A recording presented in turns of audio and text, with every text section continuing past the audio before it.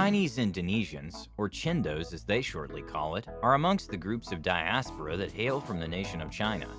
What makes these Chindos so special, however, is because it comprises a huge part of the Indonesian nation, both in its society, economy, culture, and population. At present, estimates suggest that the Chinese-Indonesian population is anywhere from 5 million to upwards of close to 10 million, which is about 1 to 3.5% of the total population that Indonesia holds.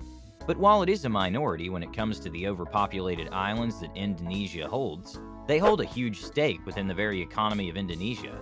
This is done through their business stakes in the country, political connections, and the story of the China Southeast Asia Bamboo Network. The business stakes they hold, on the other hand, are the largest and probably the most compelling story of how impactful Chinese-Indonesians are to the entire economy. Amongst the largest are known as the Salim Group, Astra International, the Sinar Mas Group, Gudang Garam, Sampuerna, and the Lippo Group all hold the same key characteristics in common. They are owned or have been founded by an ethnic Chinese individual or group. Furthermore, we could even segment their wealth through various international studies. A 1995 report by the East Asia Analytical Unit, which hails from the government of Australia, found that Chinese-Indonesians own 68% of the top 300 conglomerates by the end of 1993. While a figure that was studied decades ago, its segment in the historical growth of Indonesia, and even in the modern day, is still evident across numerous economic industries. We could further list more evidence-based research published in journals and articles, but it would take too much time. What has become clear, however, is the fact that Chinese-Indonesians have become the country's crazy rich society, or we could just say that they're a huge part of driving the economy of Indonesia. But how did Chinese-Indonesians become so embedded into Indonesia's economy? Well, to understand all of these, we must first take a look back at the immigration of Chinese people into the country. Documentations of Chinese and Indonesian interactions were seen centuries ago. The first ever recorded dates its way back to 1293, when the Mongol invasion of Japan had occurred. On a peaceful note, however, which might be a better interpretation of the two's connection, the interaction happened around the 15th century, when Chinese traders would head to coastal towns of Indonesia and even Malaysia. But interest in trading were not as significant as it is, as Chinese-based dynasties rarely reached out to fund expeditions and see the benefits of outside trading. But this did not stop the small migration that has from time to time occurred. From the 15th to the 17th century, Chinese settlements were found along the coast of Java. These were regarded to be traders and merchants.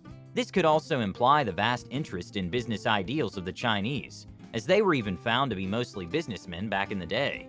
Anyway, the ruling of the Dutch East India Company has also seen the Chinese population slowly grow and integrate themselves with the local Indonesian people.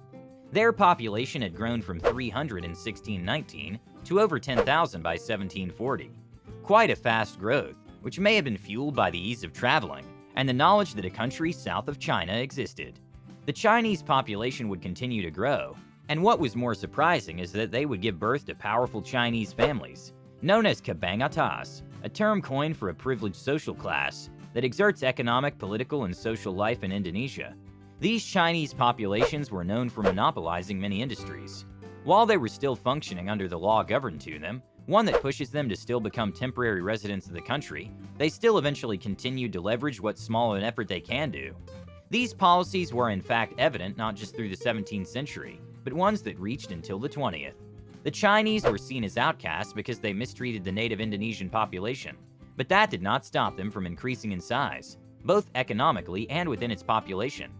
Fast forward to the 20th century, the trends of economic activity would increase. Chinese were even known to own all the movie theaters in cities throughout the Dutch East Indies. Although their prominent impact would be utterly strong, these would not all be bright. The Chinese ethnic population would battle out numerous anti-Chinese movements across the island of Java.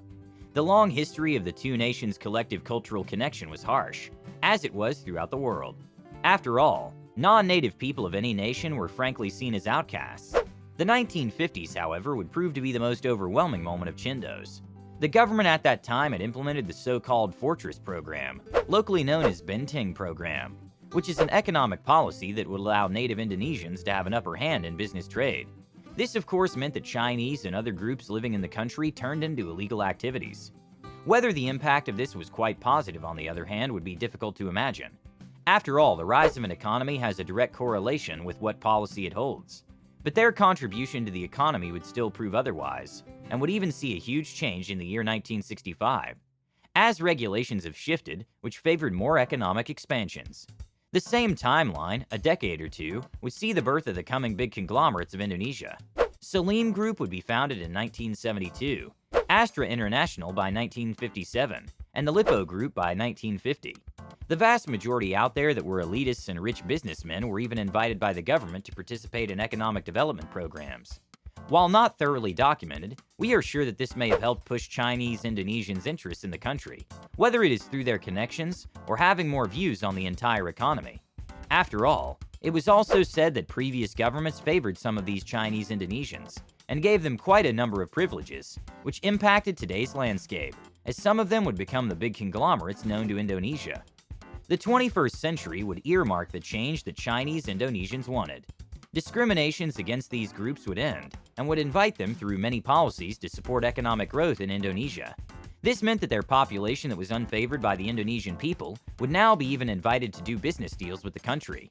The very essence of the Chinese government itself would even play a major role in today's society, leading to billions of dollars worth of investments, all in the name of growth and prosperity for the people and the nation.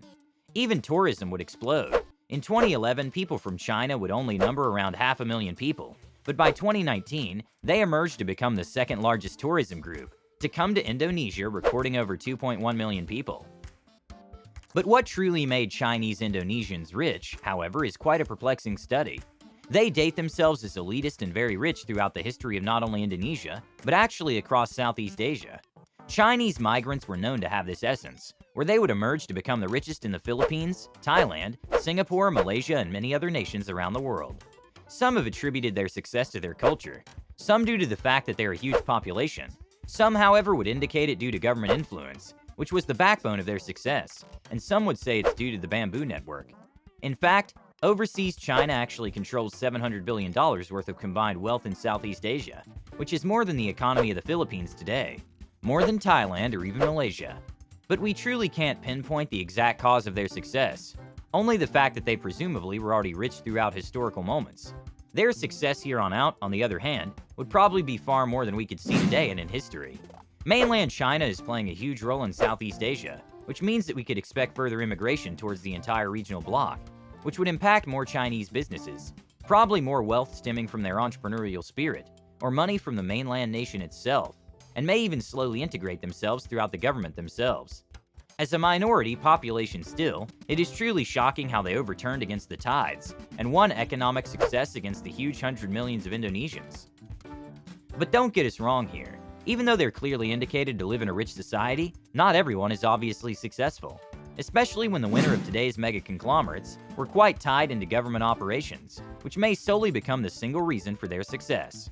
That, however, is very subjective, as Chinese-Indonesians are still known for their wealth, not only in Indonesia but across the entire world. Anyway, what do you think?